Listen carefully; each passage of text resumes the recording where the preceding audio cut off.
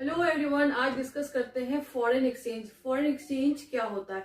C, foreign exchange refers to foreign currency. Foreign exchange क्या होता है?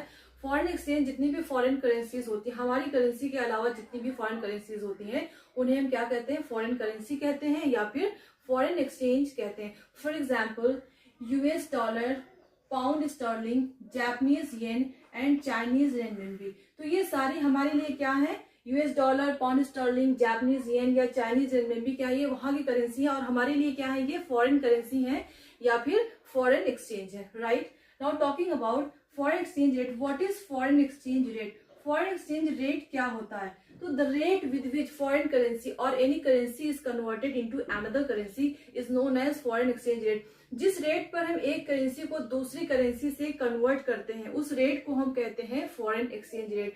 फॉर एग्जाम्पल, अभी की अगर हम बात करें तो $1 को अगर हम इंडियन रुपी में कन्वर्ट करेंगे तो $1 के बदले में हमें 89.23 रुपीज इंडियन रुपी हमें देना पड़ेगा। $1 के बदले में कितना रुपी देना पड़ेगा?